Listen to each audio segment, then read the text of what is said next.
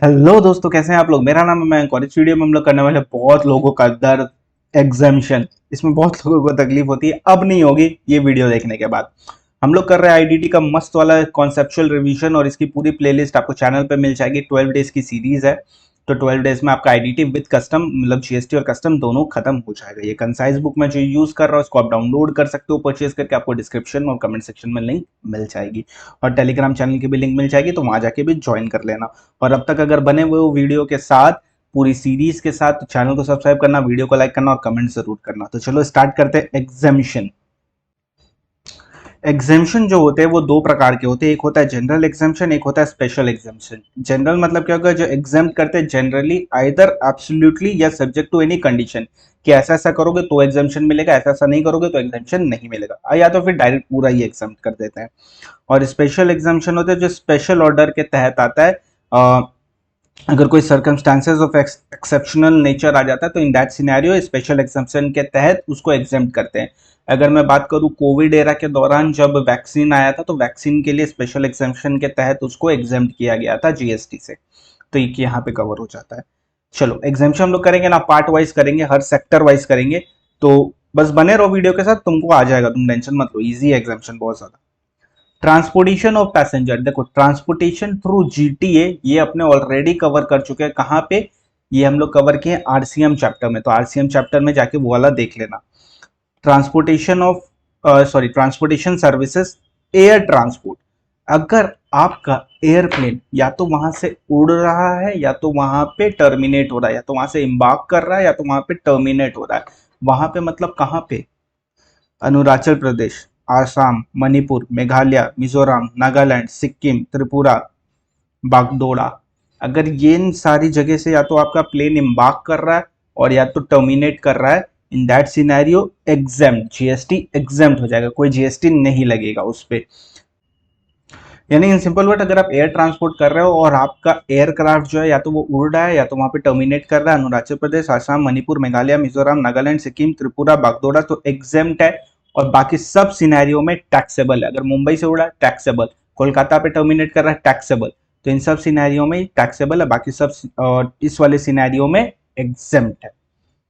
Water transport, अगर water के through आप ट्रांसपोर्ट कर रहे हो, इनलैंड वाटरवेज, जो इनलैंड वाटरवेज है वो एग्जेम्प्ट है। लेक पॉन्ड वगैरह ये सब जो होता है उसमें जो भी है वो एग्जेम्प्ट है। वेसल, वेसल में आपको देखना है कि टूरिज्म के लिए यूज हो रहा है या अदर पर्पस के लिए यूज हो रहा है। अगर टूरिज्म के लिए यूज हो रहा है तो टैक्सेबल, अदर पर्पस के लिए यूज हो रहा है तो एग्जेम्प्ट। अब बात करते हैं लैंड ट्रांसपोर्ट। लैंड ट्रांसपोर्ट में क्या होता है? कॉन्ट्रैक्ट कैरेज, कॉन्ट्रैक्ट कैरेज और स्टेज कैरेज दोनों में क्या डिफरेंस होता है? तो यहां पे मैंने लिखा है डिफरेंस, अगर आप ध्यान से देखो तो स्टेज कैरेज पिक करता है पैसेंजर को from one point and there can be various stages till the final destination. और कॉन्ट्रैक्ट कैरेज में एक पॉइंट से सिर्फ डेस्टिनेशन पॉइंट तक, तो ये मेजर डिफरेंस है दोनों में। कॉन्ट्रैक्ट कैरेज अगर आप एसी से कर रहे हो तो टैक्सेबल, अगर आप नॉन एसी से कर रहे हो तो भी टैक्सेबल, बट अगर आप non AC other than tourism तो एग्जेम्प्ट। यानी नॉन एसी और टूरिज्म तो taxable, non AC other than tourism तो एग्जेम्प्ट। एसी कॉन्ट्रैक्ट, अगर एसी कॉन्ट्रैक्ट कैरेज है तो टैक्सेबल, नॉन एसी है टूरिज्म के लिए तो टैक्सेबल, नॉन एसी है अदर देन टूरिज्म के लिए तो एग्जेम्प्ट।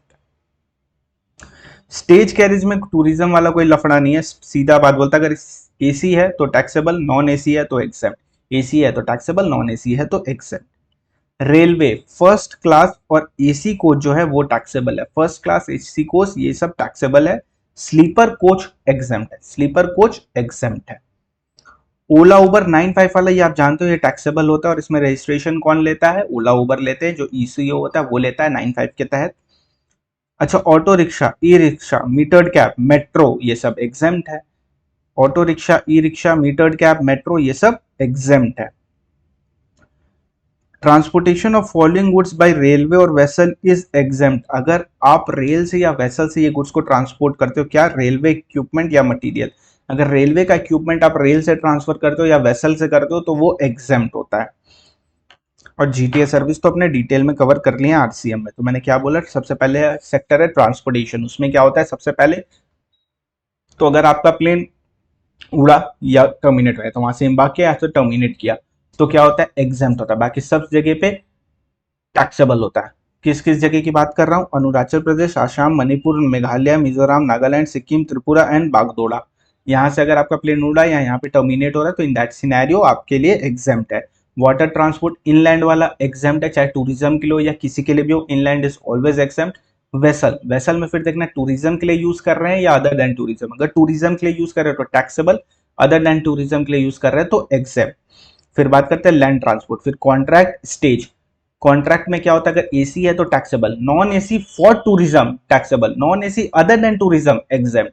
स्टेज में टूरिज्म फूरिज्म कुछ नहीं है, सीधी बात है, AC taxable, non AC exempt. और रेलवे में फर्स्ट क्लास और एसी टैक्सेबल, बाकी स्लीपर कोच एग्जेम्प्ट। ओला उबर टैक्सेबल, 95 में वही लोग रजिस्ट्रेशन लेते हैं। देन अपने को पता चला क्या, e rickshaw, metered cab, metro, ये सब एग्जेम्प्ट। और अगर आप रेलवे इक्विपमेंट ट्रांसपोर्ट कर रहे हो रेल और वेसल से तो वो एग्जेम्प्ट होता है, सिंपल है एकदम। चलो, और जीटीए तो अपने कवर कर लिए। अब बात करते हैं charitable and religious related services. अब चैरिटेबल एक्टिविटी क्या होती है, चैरिटेबल एक्टिविटी वही होती है जो चैरिटेबल ट्रस्ट में आप पढ़ के आओ, सेम वही है यहाँ पे। तो advancement of religion, spirituality, yoga, public health services, advancement of educational या skill development, preservation of environment, watershed and forest या वाइल्ड लाइफ, एकदम ऑलमोस्ट सेम है। ठीक है, अगर आपको एग्जामेशन चाहिए चैरिटेबल ट्रस्ट को तो उसको दो कंडीशन फुलफिल करना पड़ेगा। सबसे पहली बात, उसको 12 डबल ए जो कि 12 ए भी हो गया, वहां पे रजिस्ट्रेशन लेना पड़ेगा और उसको चैरिटेबल एक्टिविटी में इन्वॉल्व होना पड़ेगा। चैरिटेबल एक्टिविटी मतलब इन सारी एक्टिविटी में इन्वॉल्व होना पड़ेगा, तो उसको एग्जामेशन मिल जाएगा। अब बात करते हैं रिलीजियस एक्टिविटी। कोई भी रिलीजियस सेरेमनी अगर हो रहा है तो उसके लिए एग्जेम्प्ट है, यानी पंडित जी अगर आपकी शादी करवा रहे हैं तो पंडित जी को जो दक्षिणा दोगे उसमें जीएसटी नहीं लगेगा। शादी के बाद से बहुत खुश हो जाते हो तुम लोग, हाँ। चलो इधर आओ, अगर आप रेंट करते हो रिलीजियस प्लेस का, पर्सनेट, जैसे कि कोई भी रिलीजियस प्लेस है उसका कोई भी जगह अगर आप रेंट पे देते हो तो वो एग्जेम्प्ट होता है। कुछ कंडीशन है, आओ बताता हूँ क्या। अगर आप रूम रेंट में दे रहे हो, आपका एक रिलीजियस प्लेस है, वहां पे रूम है, आप उसको अगर रेंट पे दे रहे हो तो उस केस में अगर उसका rent is less than 1000 per day, अगर उसका rent is less than 1000 per day तो एग्जेम्प्ट। अगर 1001 है तो पूरे 1001 पे जीएसटी लग जाएगा। अगर आप रेंट चार्जेस और प्रेमाइसेस, कम्युनिटी हॉल, कल्याण मंडपम और ओपन एरिया, तो less than 10,000 per day, less than 10,000 per day है तो उस केस में एग्जाम। 10,001 है तो पूरे 10,001 पे जीएसटी लग जाएगा।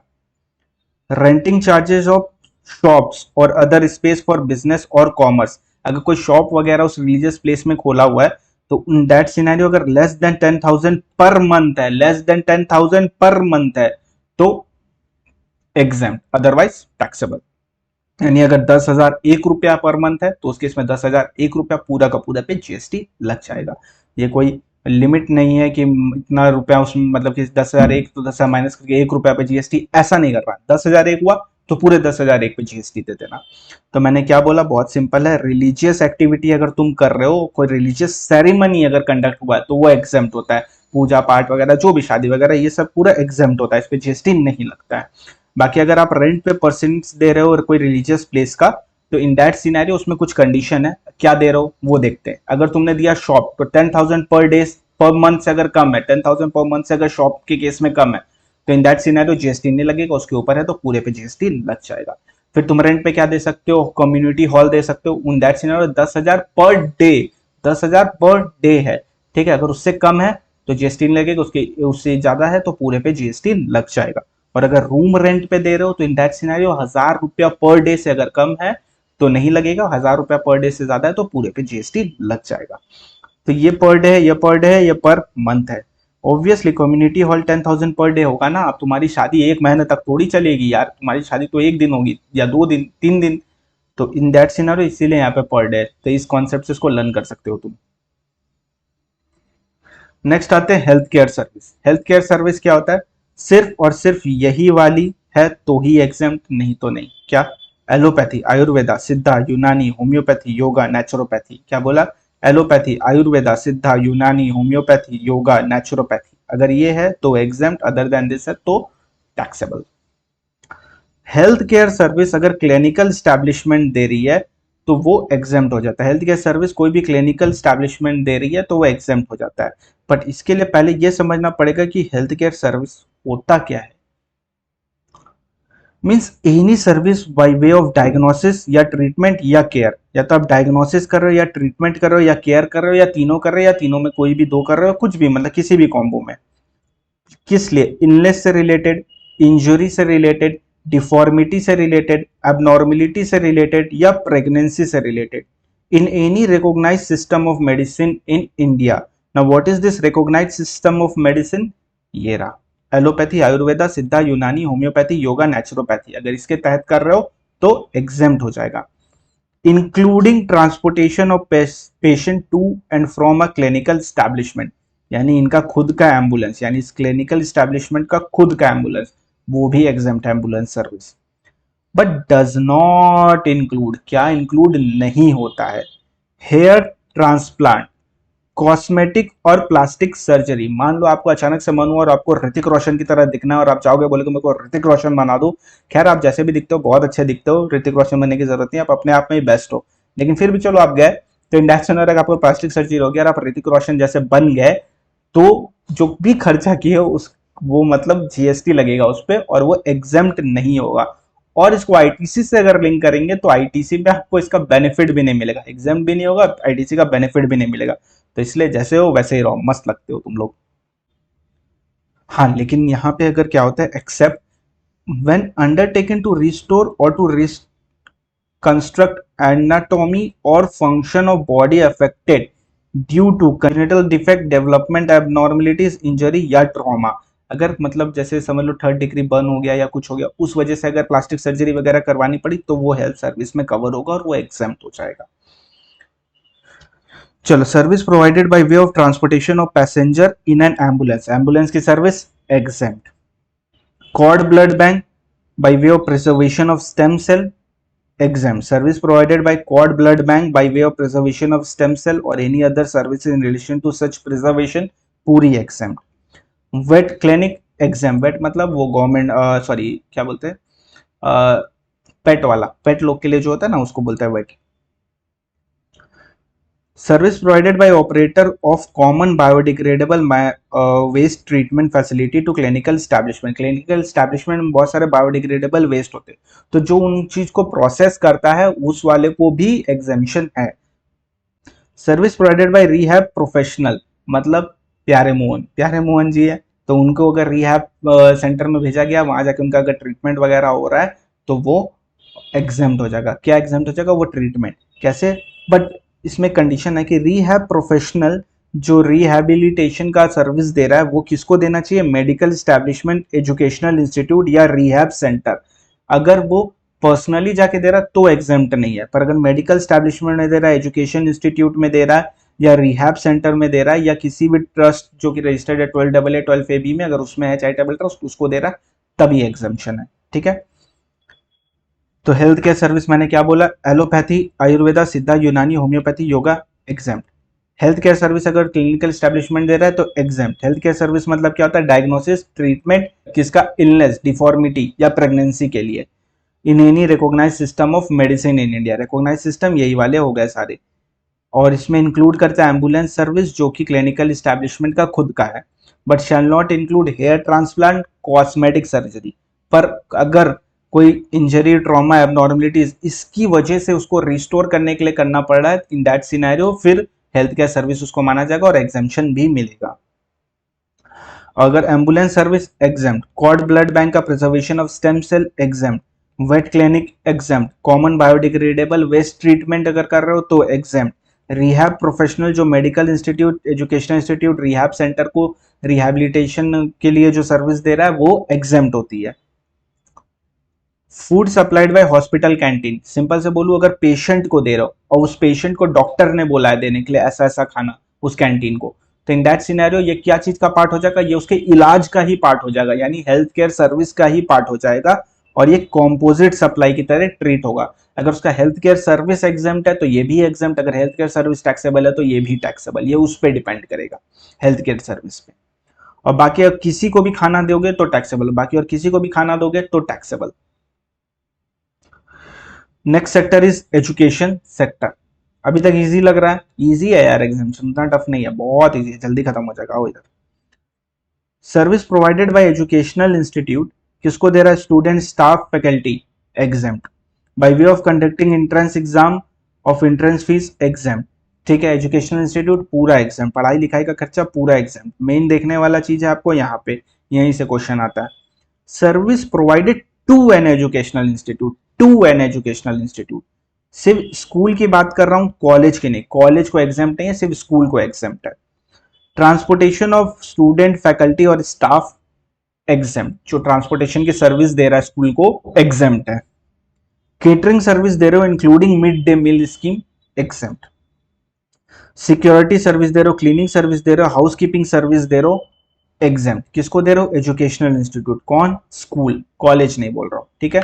तो अगर आप कोई भी सर्विस एजुकेशनल इंस्टीट्यूट देती है वो एग्जाम होता है। कोई भी सर्विस जो तुम एजुकेशनल इंस्टीट्यूट को दे रहे हो, फिर देखेंगे क्या चीज की है। या तो तुम उसको सर्विस दे सकते हो हाउस क्लीनिंग की, सिक्योरिटी की, ये सब की, तो एग्जाम स्कूल को दोगे। तो ट्रांसपोर्टेशन ऑफ स्टाफ, फैकल्टी वगैरह, एग्जाम स्कूल को दोगे। तो कॉलेज को दोगे तो टैक्सेबल। और फिर catering service including mid day meal will be exam. School को दोगे, कॉलेज को दोगे तो टैक्सेबल। अब एजुकेशन इंस्टीट्यूट मतलब क्या होता है? Pre school education and education up to higher secondary school, education as a part of curriculum for obtaining a qualification recognized by law, education as a part of approved vocational education course। vocational educational course क्या होता है आप जानते हो, जैसे singing, dancing वगैरह, ये सब अगर अप्रूव्ड है तो वो भी एजुकेशन इंस्टीट्यूट में काउंट हो जाएगा। अपना आईसीए यहाँ पे आएगा, ठीक है। Boarding school. अच्छा, बोर्डिंग स्कूल में जब कोई बंदा जाता है तो वहां पे उसकी पढ़ाई भी होती है, वहां पे वो रहता भी है, वहां पे वो खाता भी है, वहां पे उसके कपड़े भी धुलते हैं, वहां सब कुछ एक ही में इंक्लूड होता है। तो boarding school provide service of education coupled with other services like providing dwelling unit for residency and food. This may be called composite supply. Composite supply में अपने को पता चला कि जो प्रिंसिपल सप्लाई है वो एजुकेशन है। जो प्रीडोमिनेंट नेचर किसका है? एजुकेशन, पढ़ाई के लिए मेन गया हो ना, मेन तो वही है। तो अगर एजुकेशन सिंस एग्जेम्प्ट है तो बोर्डिंग स्कूल की सारी सर्विसेज एग्जेम्प्ट हो जाएगी। रहने का, खाने का, जो भी सर्विसेज है वो सब एग्जेम्प्ट हो जाएगी बोर्डिंग स्कूल की। आईआईएम जो है वो एजुकेशन इंस्टीट्यूट होता है। Maritime training institute are education institute. Training given by private institute, अगर कोई प्राइवेट कोचिंग सेंटर है वो आपको ट्रेनिंग दे रहा है, पढ़ा रहा है, ट्यूशन दे रहा है, कोचिंग दे रहा है, कुछ भी दे रहा है, वो टैक्सेबल होता है, ये याद रखना, ठीक है। प्राइवेट टैक्सेबल होता है। रेंटिंग सर्विस, अगर आप इमूवेबल प्रॉपर्टी को रेंट पे दे रहे हो तो रेसिडेंट के लिए दे रहे हो, रेसिडेंशियल पर्पस के लिए, तो बिना किसी लिमिट के 10,000, 20,000, 1 लाख, 10 लाख, जितना भी रेंट है पूरा का पूरा एग्जेम्प्ट है। जितना भी रेंट है पूरा एग्जेम्प्ट है। पर अगर होटल है, होटल के केस में hotel in guest house club और composite for residential and lodging purpose having value of supply less than और इक्वल टू 1,000 पर डे, अगर 1,000 या उससे कम है तो ही एग्जाम। 1,000 रुपया एक है तो पूरे 1,001 पे जीएसटी लग जाएगा। तो रेंटिंग ऑफ इमूवेबल प्रॉपर्टी अगर आप किसको दे रहे हो? रेसिडेंशियल पर्पस के लिए दे रहे हो, बिना किसी लिमिट के एग्जाम्प्ट है। होटल इन गेस्ट हाउस वगैरह को दे रहे हो तो in that scenario less than 1,000 या उससे कम है तो एग्जाम्प्ट है। 1,001 रुपया भी है तो पूरा 1,001 रुपया पे जीएसटी लग जाएगा।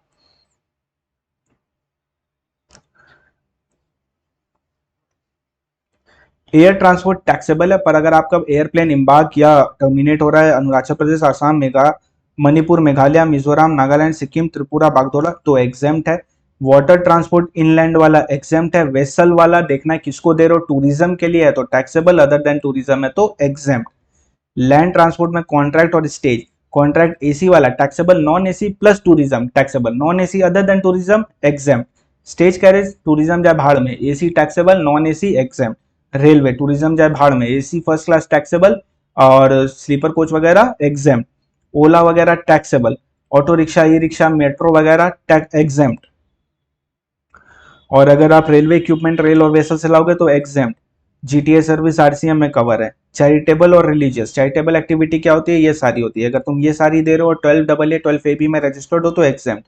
रिलीजियस के लिए कोई भी रिलीजियस सेरेमनी हो रही है तो वो एग्जाम्प्ट, कोई भी रेंट पे परसेंट दे रहे हो तो उस केस में क्या हो जाएगा, रूम दे रहे हो तो less than 1000 per day exempt, community hall less than 10,000 per day exempt, shop 10,000 less than 10,000 per month exempt, health care services.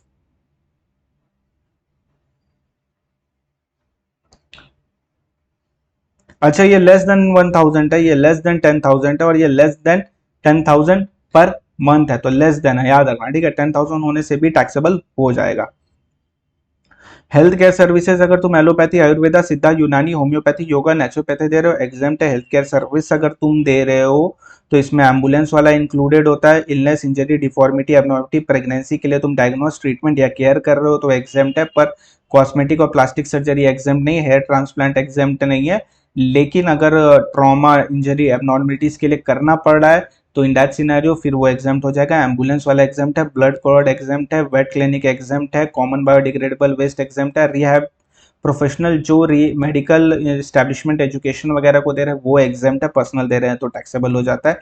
Canteen वाला अगर पेशेंट को दे रहा है और वो एज अ पार्ट ऑफ उसका इलाज है, यानी डॉक्टर ने खुद बोला है, तो उस केस में वो कॉम्पोजिट हो जाता है। फिर हेल्थ केयर सर्विस एग्जाम तो ये भी एग्जाम। बाकी ऑल सिनेरियो किसी को भी खाना दोगे तो टैक्सेबल है। एजुकेशन इंस्टीट्यूट कोई भी सर्विस देती है वो एग्जाम्प्ट है, उसको कुछ भी मिलता है, सिर्फ स्कूल की बात कर रहा हूँ, कॉलेज के लिए ऑलवेज टैक्सेबल है। Transportation, transportation of student, faculty और staff exempt, catering including mid day meal exempt, security और क्लीनिंग और housekeeping service exempt. Education institute क्या होता है, प्री स्कूल और एचएस रिकॉग्नाइज्ड बाय लॉ कोई भी करिकुलम है और वोकेशनल कोर्स जो कि अप्रूव्ड है। बोर्डिंग स्कूल कॉम्पोजिट सप्लाई होता है, प्रीडोमिनेंट इसमें एजुकेशन होता है और ये एग्जाम्प्ट होती है। आईआईएम में एजुकेशन इंस्टीट्यूट होता है, मैरी टाइम जोन भी मैरी टाइम ट्रेनिंग इंस्टीट्यूट भी एजुकेशन इंस्टीट्यूट होता है। प्राइवेट कोचिंग टैक्सेबल होता है। इमूल प्रॉपर्टी को रेंट पे दिया, रेसिडेंशियल के लिए लिया, कोई लिमिट नहीं है, taxable. And hotel in guest house less than और इक्वल टू 1,000 पर डे तो एग्जाम्प्ट। 1,001 है तो 1,001 पे पूरा जीएसटी लग जाएगा। आपको इस लेवल का रिवीजन भी आप कर पाओगे एक बार आप ये वाली वीडियो को अगर अच्छे से देख लोगे और समझ लोगे और सारे क्वेश्चन बना लोगे तो नेक्स्ट टाइम आप भी इसी लेवल से रिवाइज कर पाओगे। आज आप बात करते हैं एग्रीकल्चर रिलेटेड सर्विसेज। अगर आप cultivation of plant and rearing of all life form करते हो तो एग्जेम्प्ट है except horse. Horse rearing taxable है, रेयरिंग ऑफ हॉर्स टैक्सेबल है। Agricultural operation directly related to production of any agricultural produce, जमीन से कोई भी चीज उगाओगे तो वो एग्जेम्प्ट है। फार्म लेबर एग्जेम्प्ट, अगर आप सप्लाई करते हो फार्म लेबर तो वो भी एग्जेम्प्ट है। Process carried out at any agricultural farm including tending, pruning, cutting, harvesting वगैरह which do not alter the essential characteristics, ये important, which do not alter the essential characteristic of agriculture produce but make it only marketable for primary market। For example आप धान काटे बस उसको साफ सफाई करके फिर मार्केट में लेके गए तो वो एग्जाम्प्ट है। बट आपने शुगर केन काटा, उसको प्रोसेस करके शुगर ही बना दिया और फिर शुगर मार्केट में लेके गए तो ये एग्जाम्प्ट नहीं होगा। अगर आप रेंट कर रहे हो, लीज कर रहे हो एग्रो मशीनरी या वेकेंट लैंड तो एग्जाम्प्ट है।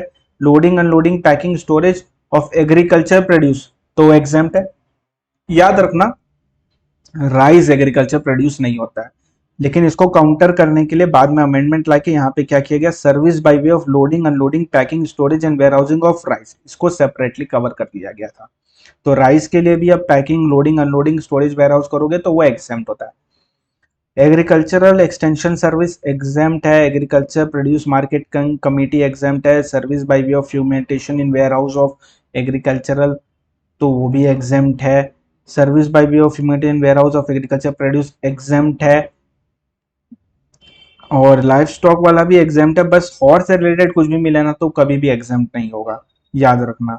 अगर आप सर्विस बाय अगर आप service by way of pre conditioning, pre cooling, ripening, waxing, retail packing, labelling of fruit and vegetable which do not alter the essential characteristic, this is the keyword, इसको कभी भी मत भूलना, which do not alter the essential characteristics of the said fruit और vegetable तो exempt है। अगर उससे ऑल्टर हो जाता तो एग्जाम्प्ट नहीं है। क्या क्या, pre conditioning, pre cooling, ripening, waxing, retail packing, labelling and vegetables. In short बोलूं तो आपको कुछ भी दिखे ना एग्रीकल्चरल से 90% चांस है कि वो एग्जाम्प्ट होगा। तो क्या नहीं एग्जाम्प्ट होता है, सिर्फ वही लर्न कर लो तो ज्यादा बेटर रहेगा। जैसे रेयरिंग ऑफ हॉर्स ये एग्जाम्प्ट नहीं होता है, राइस से रिलेटेड सिर्फ ये एग्जाम्प्ट नहीं है, ये एग्जाम है, बाकी सब टैक्सेबल है। राइस एटेड ये एग्जाम नहीं है, बाकी सब टैक्सेबल है। हॉर्स वाला यहाँ पे दिया हुआ है, तो जो नहीं है वो लर्न कर लो, जो है बाकी सब तो है ही। देखो पोटैटो एग्रीकल्चर प्रोड्यूस होता है, पोटैटो चिप्स एग्रीकल्चर प्रोड्यूस नहीं होता है। टोमेटो एग्रीकल्चर प्रोड्यूस होता है, टोमेटो केचप एग्रीकल्चर प्रोड्यूस नहीं होता है। वेजिटेबल एंड फ्रूट्स जो होता है एग्रीकल्चर प्रोड्यूस होता है, vegetable and fruit juice agriculture produce नहीं होता है। व्हीट एग्रीकल्चर प्रोड्यूस होता है, व्हीट फ्लावर एग्रीकल्चर प्रोड्यूस नहीं होता है। पैडी एग्रीकल्चर प्रोड्यूस होती है, राइस नहीं होती है, पर राइस के लिए अपने को यहाँ पे एक है, तो ये वाला चीज ध्यान में रखना। ग्रीन टी लीव्स जो होती है ना, वो एग्रीकल्चर प्रोड्यूस होती है, ग्रीन टी एग्रीकल्चर प्रोड्यूस नहीं होती है। नेक्स्ट आते service by way of unincorporated body और अ नॉन प्रॉफिट एंटिटी। कोई भी अनइनकॉर्पोरेटेड बॉडी है या नॉन प्रॉफिट एंटिटी है, उसने क्या किया है, to its own member by way of reimbursement of charges और share of contribution at trade union for provision of carrying out activity which is exempt from levy of GST or up to an amount of 7,500 per month per member for sourcing goods or services from third person for common use of its member in a society or residential complex। मतलब तुम्हारा अगर unincorporated body और non profit entity है, वो अपने member को कोई भी सर्विस दे रहा है और अगर वो सर्विस जीएसटी से ही एग्जाम्प्ट है तो ये भी एग्जाम्प्ट हो जाएगा। और एक बात बोलता है कि अगर जीएसटी से एग्जाम्प्ट नहीं है पर कोई ऐसी सर्विस दे रहा है जो जीएसटी में भी टैक्सेबल है, लेकिन लेकिन लेकिन लेकिन 7,500 पर मंथ, 7,500 पर मंथ पर member, up to 7,500 per month पर मेंबर ही फीस है उसकी, मेंबरशिप फीस है। या तुम्हारा क्या बोलते हैं, तुमको कोई भी चार्जेस है वो 7,500 पर मंथ पर मेंबर से कम है, तो इन दैट सिनेरियो एग्जेम्प्ट है।